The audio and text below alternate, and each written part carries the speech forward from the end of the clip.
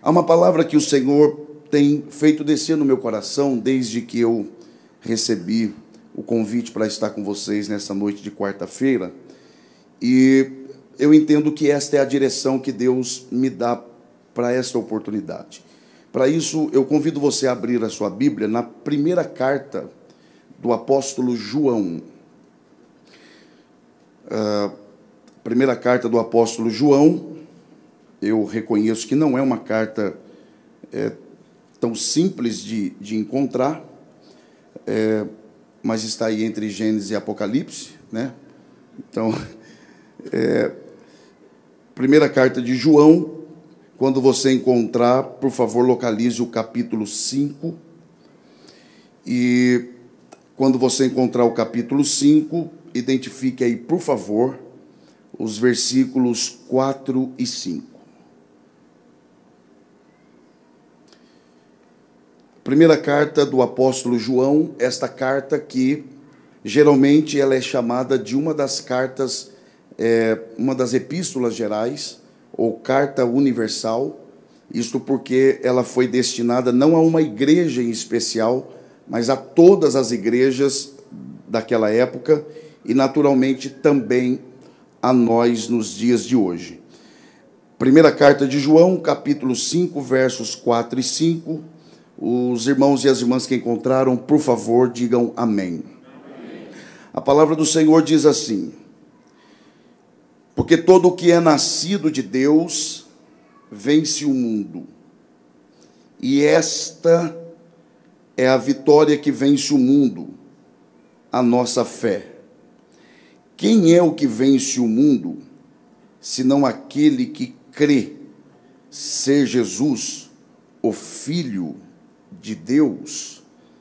Eu vou ler o verso 4 novamente. Porque todo o que é nascido de Deus vence o mundo. E aí ele diz o que é que vence o mundo.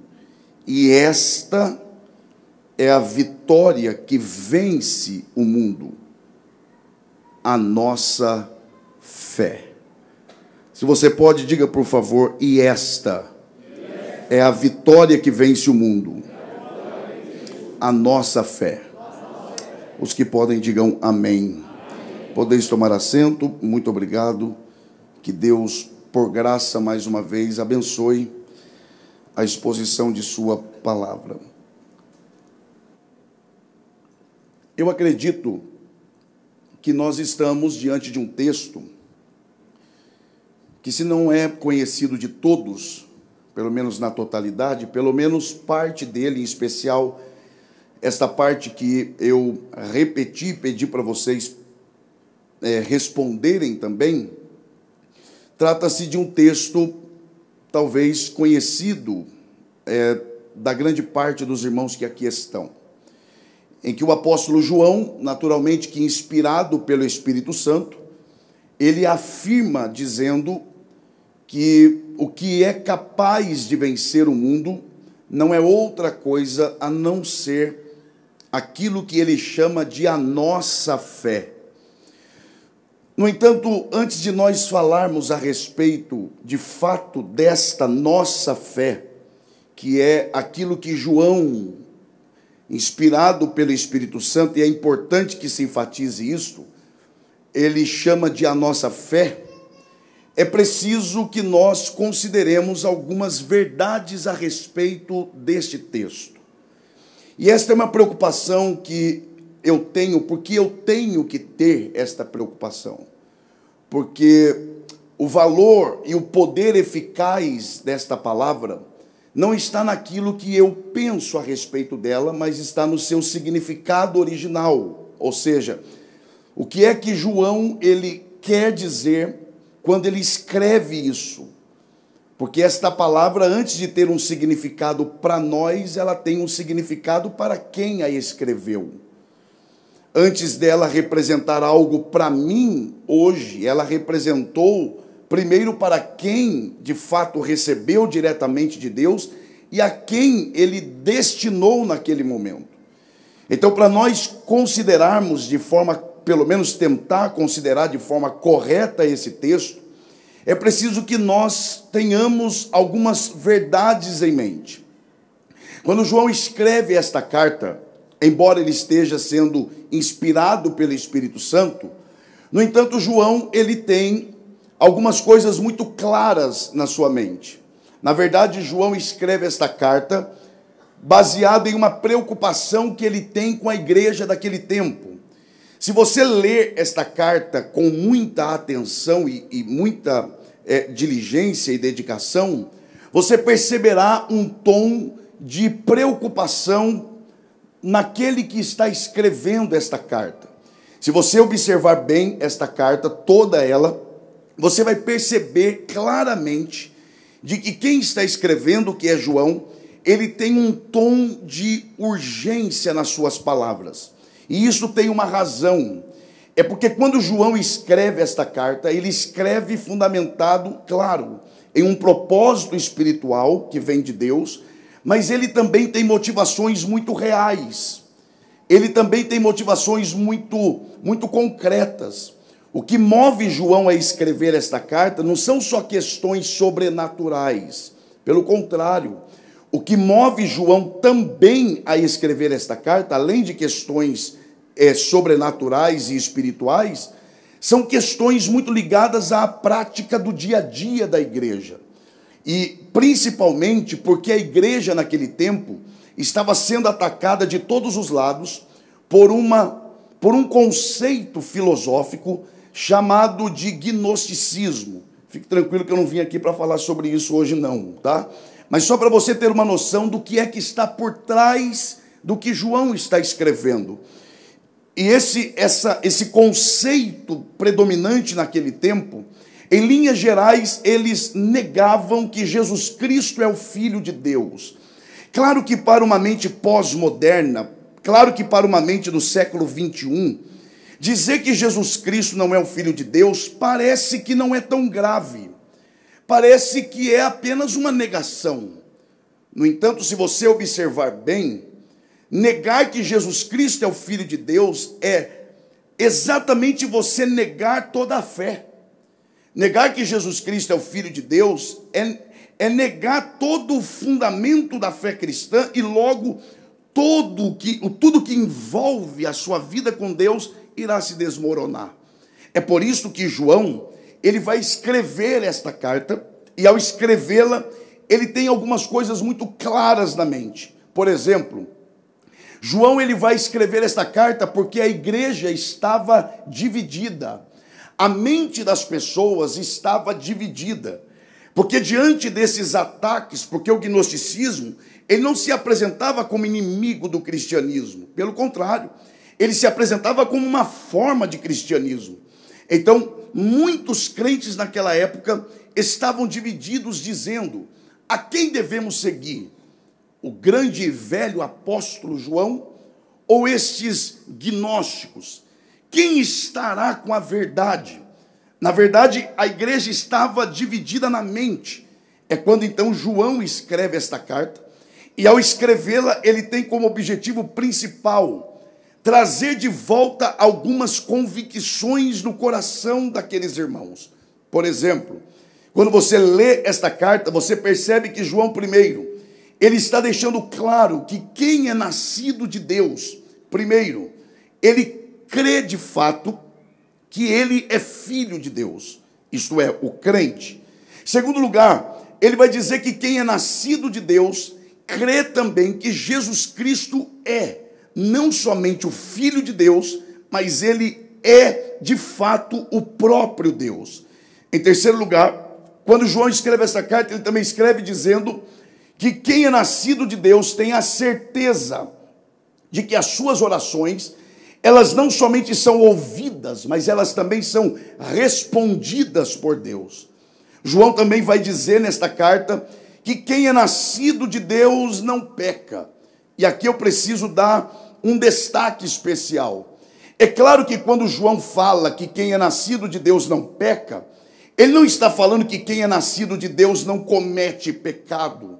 Porque nesta mesma carta ele vai dizer que aquele que diz que não tem pecado já se constitui mentiroso, ou seja, já pecou. Então o que é que João quer dizer quando ele fala que quem é nascido de Deus não peca? Essa expressão, quem é nascido de Deus não peca, quem é nascido de Deus não peca propositalmente. Ele quer dizer que quem é nascido de Deus não peca porque deseja pecar. Peca por uma questão de acidente. E quando isso acontece, isso não traz alegria para o que é nascido de Deus. Pelo contrário, aquele que é nascido de Deus, quando comete algum pecado, ele sente tristeza por ter pecado. É isto que João está dizendo.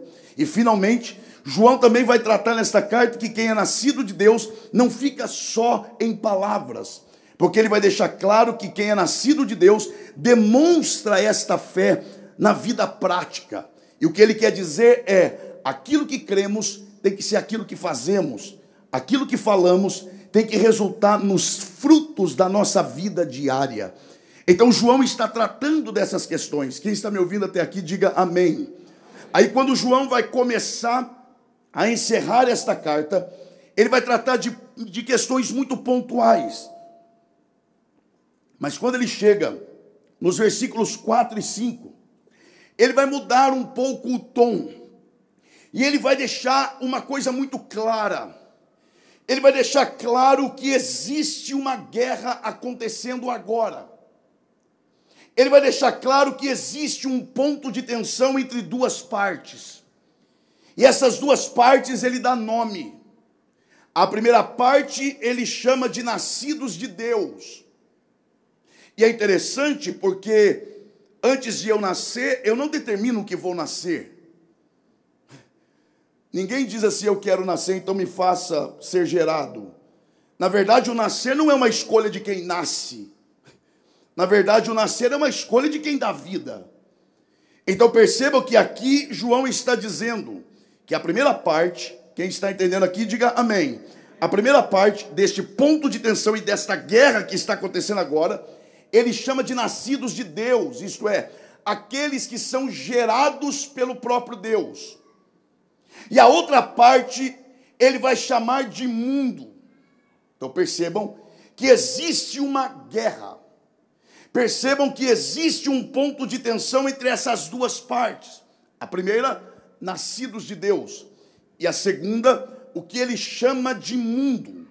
O próximo passo para nós entendermos isso aqui é nós identificarmos o que é que João quer dizer com mundo.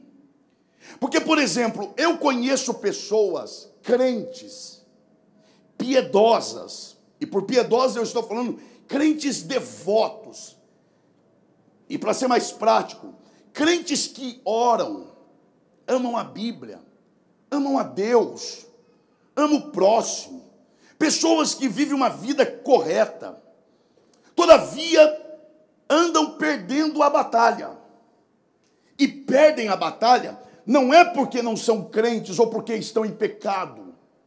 Perdem a batalha porque não conseguem identificar quem de fato é seu inimigo. E aí João aqui, ele não diz que o inimigo dos nascidos de Deus é propriamente dito o diabo. Ele não diz que os nascidos de Deus vencem o diabo. Aqui não. Aqui ele diz que os nascidos de Deus vencem o mundo. E o primeiro passo para você vencer uma batalha é você conhecer o seu inimigo. E aí, a grande questão aqui para você que está bem atento é: o que é que João tem em mente? Quando escrevendo isso, ele escreve mundo ao invés de diabo. Que mundo é esse? Do que é que João está falando? Quando João escreve mundo, é preciso que nós identifiquemos que mundo é esse, porque afinal de contas, a Bíblia fala de diferentes mundos. Por exemplo, em Colossenses, Paulo vai dizer que Jesus Cristo é o cabeça de toda a criação, dos mundos visíveis e invisíveis. Então Deus não criou só o que a gente vê. Ele criou o que a gente vê e ele criou muita coisa que você não consegue ver. E Paulo chama isso de quê? Mundos. Então a Bíblia fala de mundo como natureza, criação de Deus. Mas a Bíblia fala de mundo de uma outra forma. Lembra quando Jesus está falando com Nicodemos? E aí no capítulo 3, no próprio Evangelho de João, versículo 16, ele diz o quê? Porque Deus amou quem? Agora, que mundo é esse? Esse mundo aqui não é mais natureza ou criação. Esse mundo aqui, Jesus se refere que é o objeto do amor de Deus, é um mundo que ele está se referindo a quê? A pessoas, a homens, a mulheres. Agora, e quando João diz aqui que os nascidos de Deus vencem o mundo, será que é o mundo criação? Não, nós não estamos em guerra com a natureza. Seria então os homens? Claro que não, porque Paulo vai dizer que a nossa guerra não é carnal, não é de sangue, mas é uma guerra espiritual. Então que mundo é esse aqui? Do que é que João está falando? Quando João escreve, porque os nascidos de Deus vencem o mundo, não é natureza, não é homem, então só sobra uma coisa. Quando João usa a expressão mundo aqui é sistema. Se você pode, diga bem forte, para eu acreditar que você está animado. Diga sistema. É mais ou menos, mas vamos lá. Sistema. João então está dizendo o quê? Porque os nascidos de Deus vencem o sistema vigente de hoje. Como assim?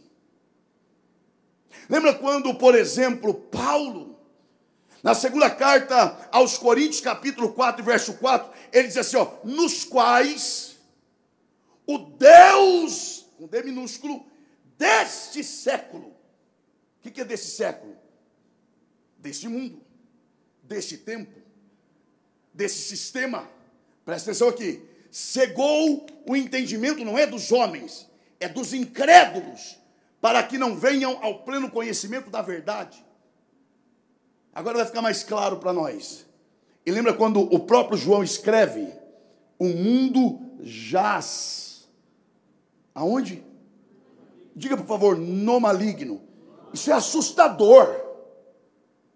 O mundo jaz, não é com o maligno, é no maligno. A gente tem que entender isso aqui. Vocês não querem gerar vida? Vocês não querem vencer pela fé? Mas vencer o quê? Você está lutando contra quem? Efeitos. Por isso que nunca resolve. Porque trata de efeito, mas não resolve a causa.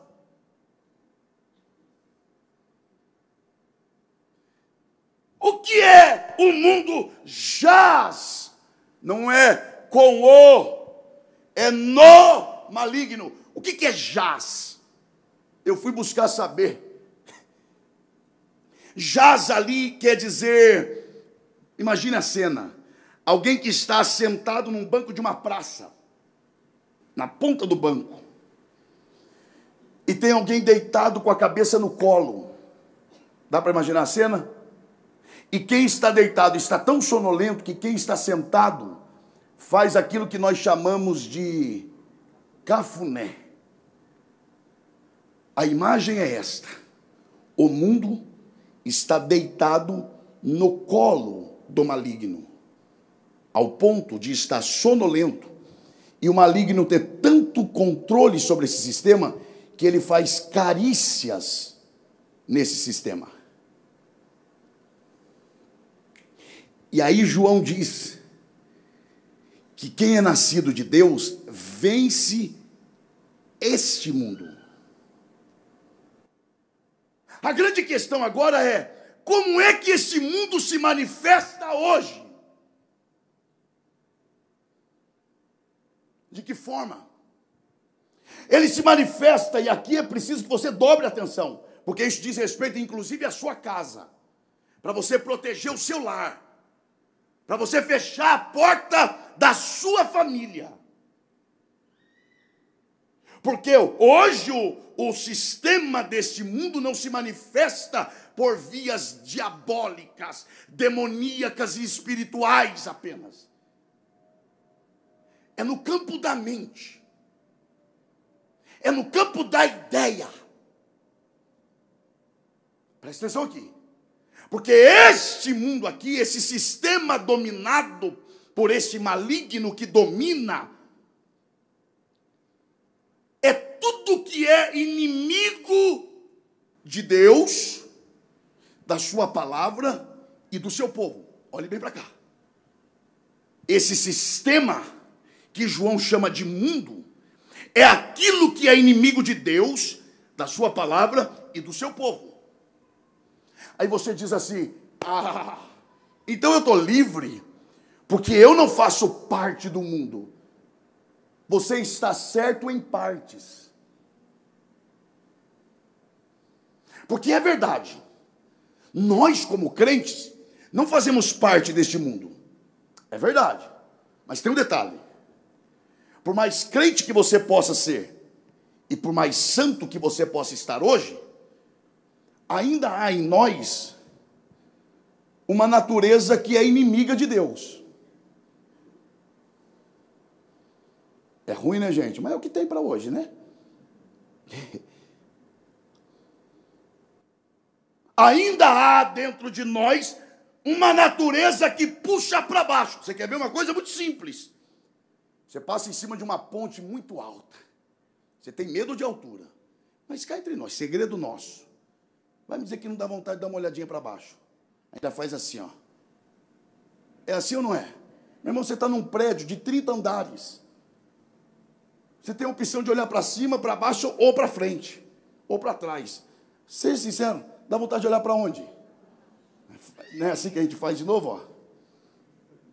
Por que dá vontade de olhar para baixo? Porque a nossa natureza é inclinada para as coisas de baixo. Não, pastor, o senhor está enganado. Pode ter ser com o senhor, pode ter certeza que é comigo. Aí a pessoa pode dizer, mas comigo não. Então você é melhor que Paulo.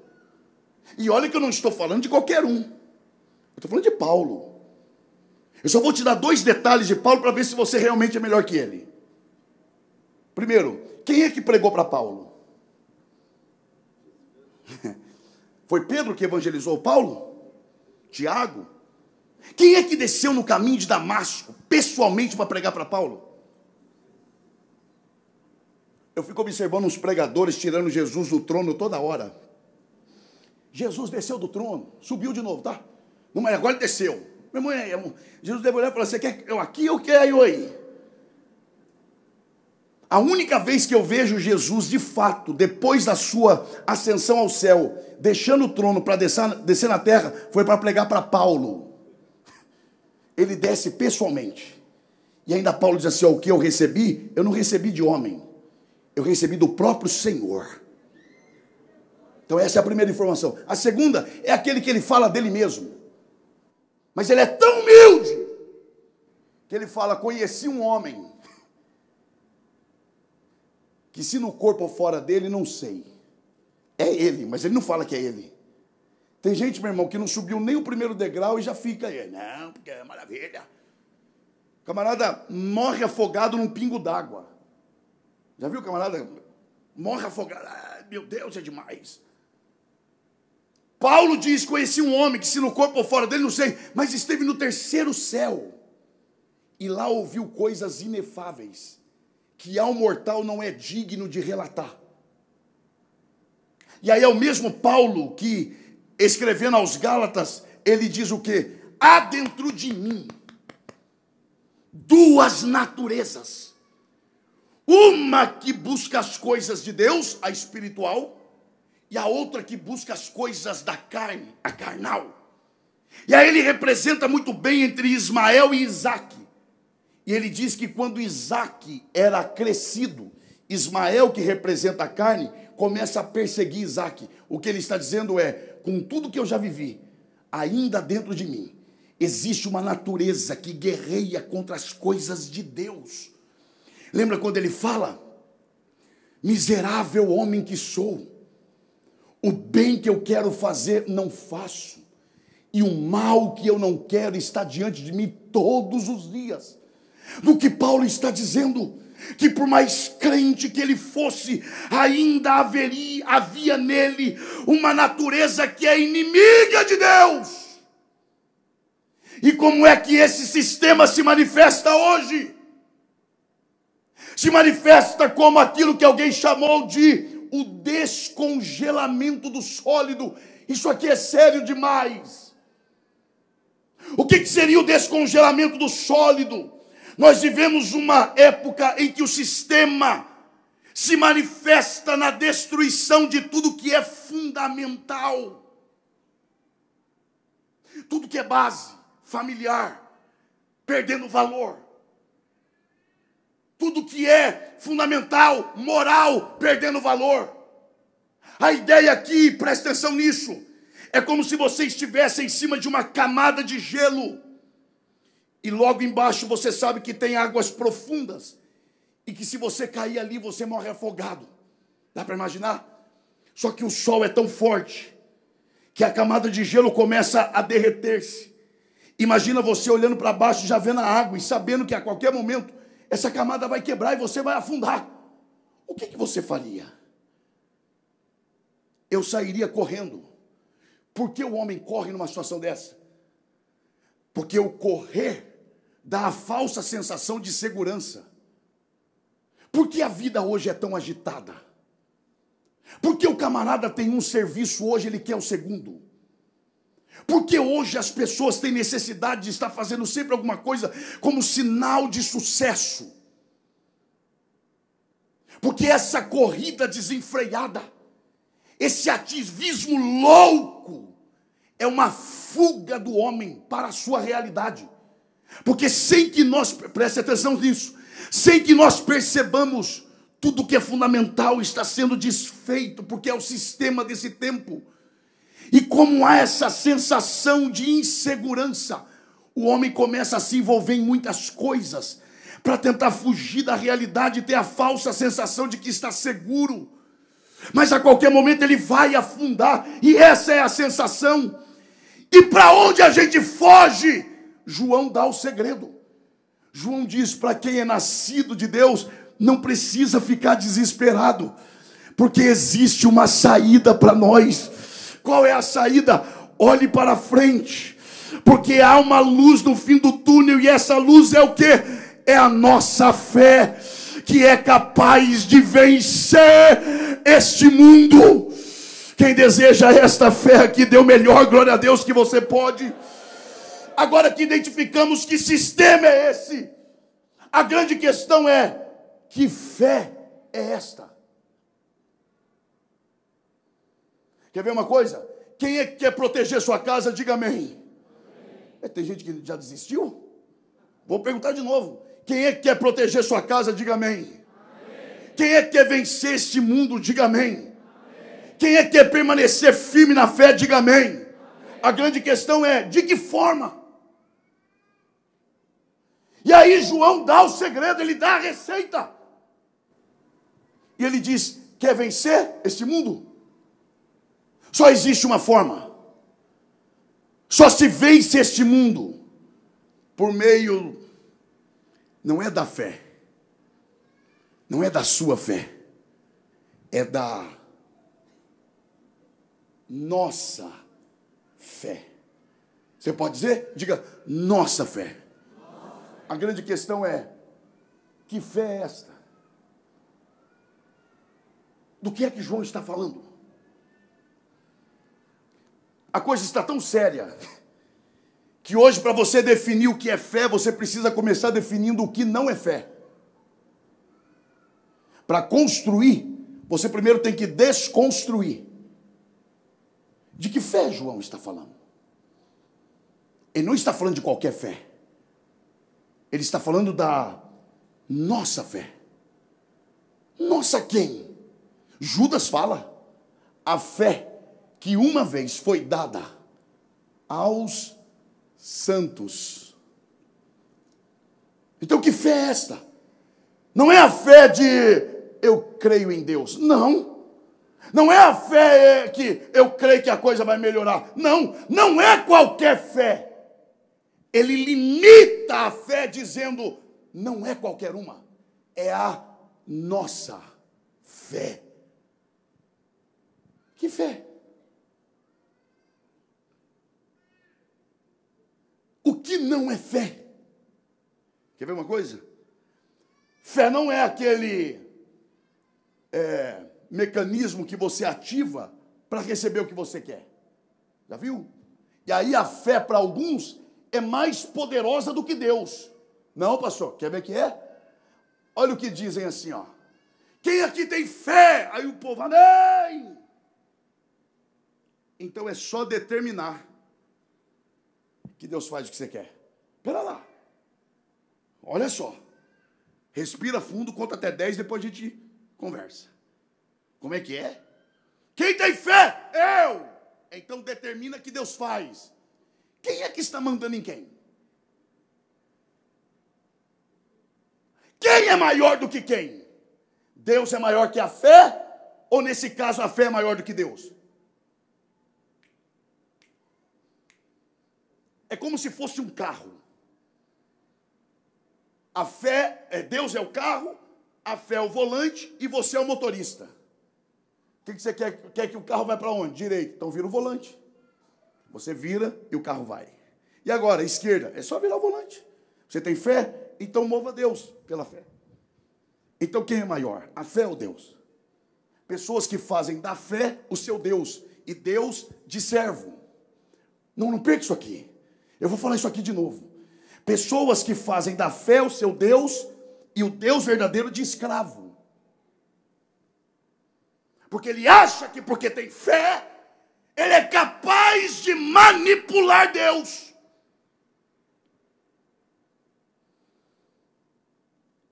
Para quem a fé trabalha? Não adianta. A fé vai te fazer vencer. Mas que fé? Como é que eu uso a fé? A fé trabalha para quem? Para mim? Vamos ver se é. É só ler direitinho a Bíblia. Qual é o capítulo clássico da fé? Hebreus 11. Não perca. Eu vou pegar só 3 versos. Pela fé, os antigos alcançaram testemunho. Diante de quem? De Deus. Pela fé, Abel ofereceu um sacrifício melhor do que o de Caim. Sacrifício para quem? Verso 6 do capítulo 11 de Hebreus. Sem fé, é impossível agradar a quem? Então a fé trabalha para agradar quem? E não a mim. A fé não trabalha para mim. A fé trabalha para Deus. É ruim, né? Eu sei. Porque a gente tem a impressão de que ter fé é o meio pelo qual você recebe tudo o que quer. Não. A fé é o instrumento que Deus deixou à nossa disposição para que por meio dela nós materializemos tudo aquilo que Deus já determinou no céu. E aí Ele planta fé no seu coração para que por meio dela você seja o meio pelo qual Ele vai trazer à existência aquilo que Ele já determinou, onde ninguém consegue ver. Quem deseja esta fé para exaltar a Deus apenas. Oh, glória! A fé é o meio pelo qual Deus materializa as coisas. A fé é o meio pelo qual Deus traz a existência. E isso por meio de nós. É para dar glória a Deus, meu irmão. Mas é mesmo. A fé não trabalha para mim. A fé trabalha para Deus. Você quer ver que é verdade? De onde procede a fé? Irmão, a gente é tão nada. que Paulo diz assim: a salvação não é por obras, para que ninguém se glorie, mas é por meio da graça, mediante a fé. Acaba aí? E isso é o quê? Ou seja, onde é que a gente entra? Lugar nenhum. Só fica parado. Não é por obras. Então é por meio do quê? Graça. E graça é o quê? Abre a mão só para receber. O que mais você vai fazer? Nada. Ajoelhar, abrir a mão e diz, dá. E por meio do quê? Fé. Aí a fé sou eu? Não. E nem isso vem de vocês. Então, a salvação não vem de nós? A graça não é nossa? E até a fé que eu dependo dela para receber o que ele tem de dar de graça, ainda não vem de mim. Vem dele também.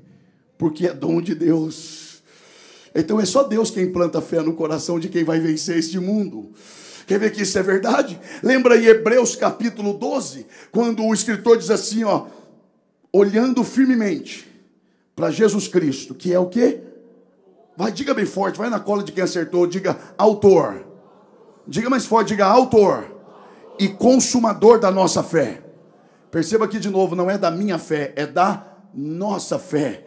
Ele é o quê? Autor. Diga autor e diga consumador. O que é autor? Autor é o que gera.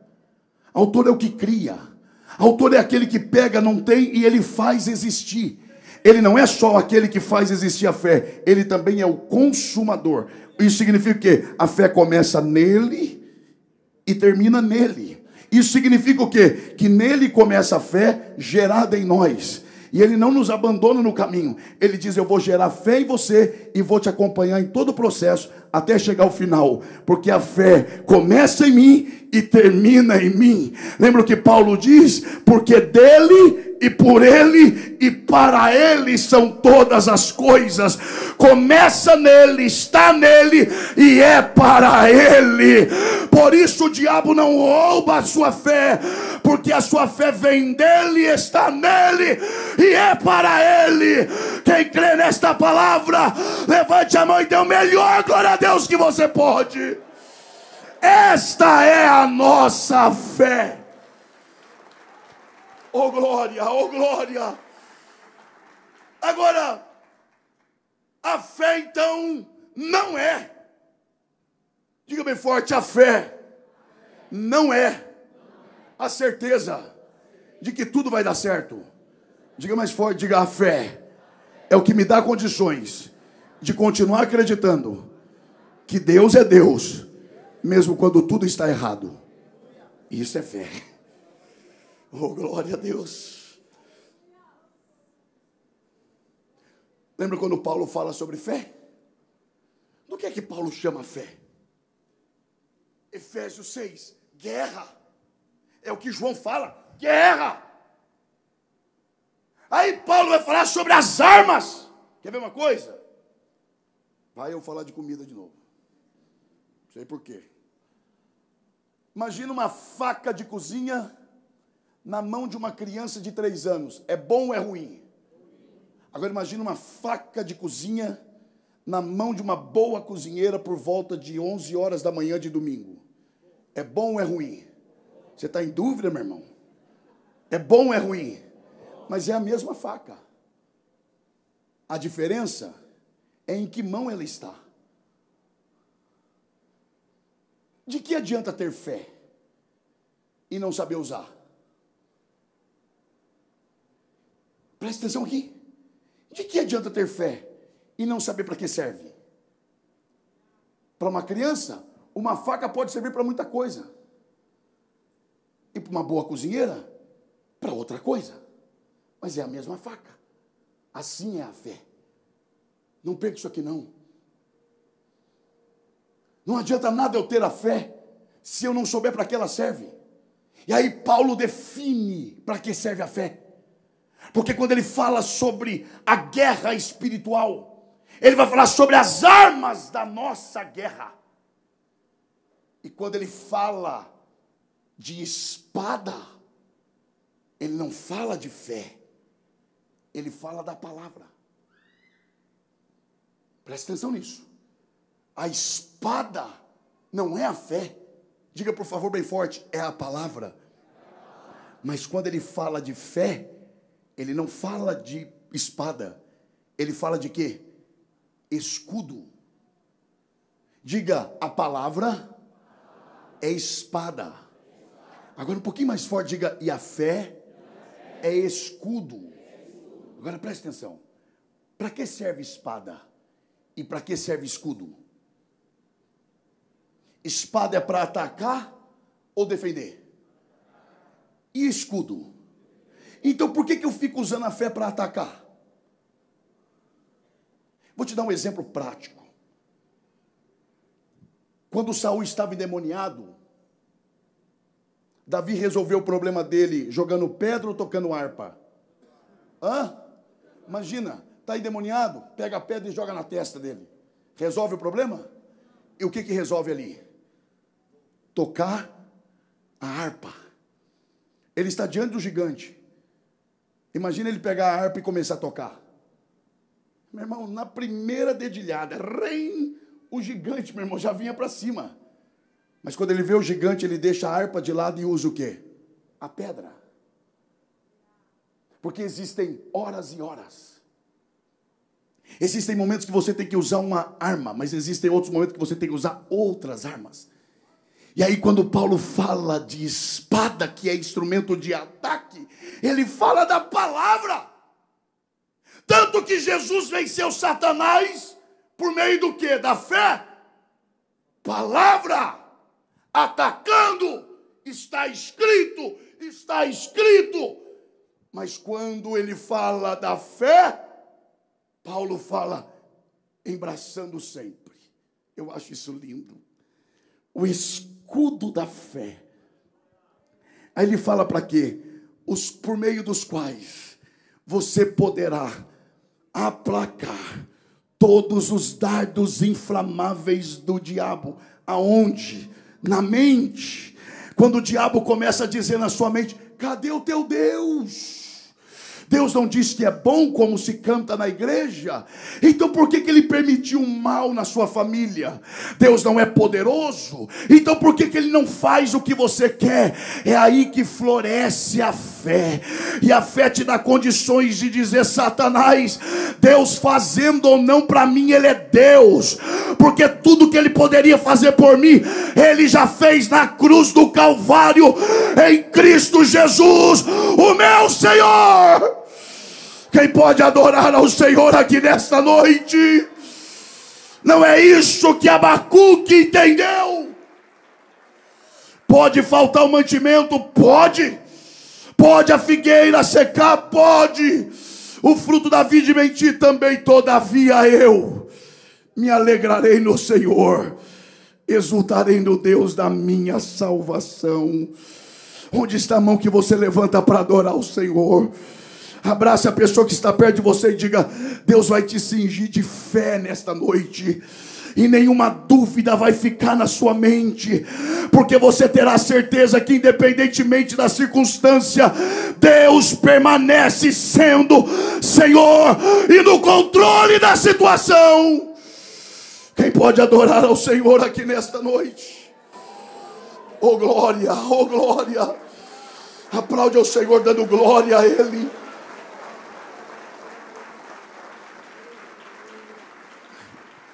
E o que Jesus falou sobre a fé? Porque temos que falar o que Jesus falou.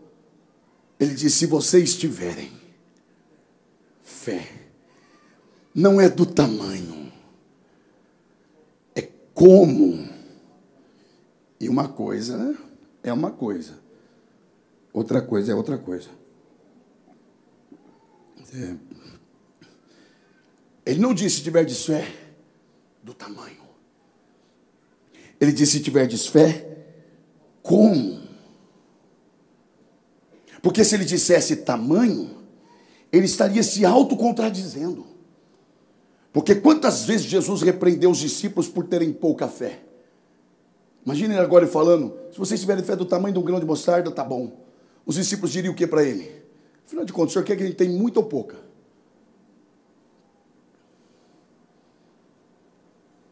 Mas ele não está falando do fato do grão de mostarda ser pequeno. Ele está falando não da quantidade, ele está falando da qualidade do grão. Porque é verdade, o grão de mostarda é minúsculo, todavia ele é inquebrável. Pega o grão de mostarda e joga no chão, não quebra. Estando no chão, pisa nele, não quebra. Joga ele no fogo, apaga o fogo, tira o grão, planta, ele ainda vai produzir. É disso que Jesus falava. Jesus estava falando, se vocês tiverem uma fé que resiste aos empurrões da vida, os solavancos da vida, o fogo da adversidade da vida, e ainda for capaz de produzir frutos para a minha glória, pede o que vocês quiserem e eu vos farei. É desta fé que Jesus está falando. Quem deseja esta fé verdadeira, levante a sua mão e dê um brado de glória. Agora, fé em quem? Para encerrar, daquilo que João está falando, de que Jesus Cristo é o Filho de Deus. Porque cá entre nós, para você que está bem atento, declarar que Jesus Cristo é o Filho de Deus é só por fé. Lembra de Pedro? Jesus reúne os discípulos e a única coisa que Jesus quer saber é: o que os homens estão falando que eu sou? Ele não está perguntando o que ele é capaz de fazer. Porque já percebeu? Quando você conhece alguém assim, inesperadamente, vamos lá, na fila de um banco, no avião, no ônibus, no trem, onde quer que seja. Você pergunta o nome. Como é seu nome? Fulano. E o seu? Ciclano. A próxima pergunta geralmente é o quê? Você trabalha com o quê? Porque é muito mais fácil falar o que faz do que o que é. Porque se alguém te perguntar assim, quem é você? Me defina você. Não vai ser tão fácil. Jesus não quer saber o que os homens acreditam que eu faço. Jesus quer saber o que eles dizem que eu sou. Uns dizem que tu és Elias, Jeremias, João Batista ou um dos profetas. Ok, é o que eles falam. E vocês? Porque eles me conhecem de longe. E vocês que andam comigo? Vocês que comem comigo? Quem sou eu para vocês? Eu imagino alguém cutucando João e falando, vai João, você não é o íntimo dele? Fala quem é. Nessas horas o povo gosta, não é você que anda assim com o chefe? Vai você, não é você que está em todas. Não é você, vai agora. E João quieto, meu irmão. De repente levanta Pedro. Eu sei quem tu és. Quem? Tu és o Cristo, o Filho do Deus vivo. Bonito isso, né, gente? Pedro deveria estar, tá vendo? Aí Jesus vem e diz, tu és um bem-aventurado mesmo, né? Pois é, sou mesmo. Porque não foi carne, nem sangue quem tu revelou. Não vem de você. Quem tu revelou foi meu Pai que está no céu. Oh, glória a Deus. Não tem como eu declarar que Jesus Cristo é o Filho de Deus se não for por meio de uma ação do Espírito no meu coração. E eu creio que Deus marcou esta noite para renovar em nós a certeza de que não há dúvida em nossa mente. Nós estamos no caminho certo com aquele que disse, eu sou a verdade. Tem gente que dá glória a Deus ainda com essas coisas. Só por revelação. Só por meio da fé. Lembra do ladrão na cruz? Aquilo ali é uma loucura. Jesus crucificado. Os dois ladrões também. E Marcos 15, 32, salvo engano, vai dizer que os dois ladrões zombavam. No início, os dois caçoavam. Os dois injuriavam. Mas o processo está acontecendo. Eu acho isso lindo. E depois de um tempo, um deles, que também zombava, mudou de ideia. Se volta para Jesus e diz: Senhor, esse Senhor aqui é demais. Porque esse Senhor não é o mesmo Senhor que eu uso para falar com meu pai. E nem para falar com uma autoridade acima de mim. Esse Senhor é Rei do universo. Dono de todas as coisas. Mas Jesus crucificado, e o camarada reconhecer que quem está com o corpo dilacerado é o dono do universo. Porque reconhecer Deus como Deus assentado num trono sublime é fácil. Eu quero ver você identificar Deus na cruz. Eu quero ver você ser capaz de dizer: Ele é dono de tudo, com o corpo rasgado, com o rosto cuspido, com coroa de espinho cravada na fronte. Pois aquele homem olhou e identificou: não é qualquer um, é o Rei do universo que está aqui. Senhor, lembra-te de mim. Lembra-te de mim. Esse lembra-te de mim, sabe o que é? Lembra de José lá no cárcere? Quando o copeiro ia sair, ele falou: quando chegar lá, lembra de mim. O que é isso? Você está numa posição melhor que a minha. Jesus está crucificado como aquele homem, mas ele está identificando: ele está crucificado, mas isso aqui não prende ele. Ele é melhor do que eu. Então lembra-te de mim. E mais, quando entrares no teu reino, tu és rei, que eu sei. Quem é que fez aquele homem mudar de ideia? Se o corpo de Jesus estava todo destruído. Só tem uma coisa: a fé. E a fé vem pelo quê? Ouvir o quê? Mas ninguém pregou. Pregou. Pregou. Quem é que pregou naquele dia? Ninguém. Pregou. Primeiro, a natureza pregou. O céu se escureceu. A natureza declarando quem é que estava ali. Glória a Deus. A atitude de Jesus pregou. Enquanto faziam mal a Jesus, Jesus ia dizendo repetidas vezes: Pai, perdoa, porque eles não sabem o que fazem. E o ladrão está ouvindo: quem é esse que chama Deus de Pai? Quem é esse que pede perdão para quem não quer ser perdoado? Porque ninguém pediu perdão, mas ele está dizendo: perdoa a si mesmo. Ele é diferente. E mais, está escrito em cima dele: este é o rei dos judeus. Mas é para zombar. Pois é, até zombaria vira pregação quando Deus quer. Porque alguém passa embaixo e diz assim: salvou a tantos, por que não salva a si mesmo? E o ladrão com certeza pensou: salvou a tantos? Se salvou a tantos, então pode me salvar também. Então vamos lá. Senhor, lembra-te de mim quando entrares no teu reino. Oh, glória a Deus. Levante uma de suas mãos aos céus. Independentemente do lugar, pode até ser no Calvário, pode até ser no lugar mais amaldiçoado da terra. Se Deus decidiu gerar fé no teu coração, não tem circunstância que vai roubar a tua fé.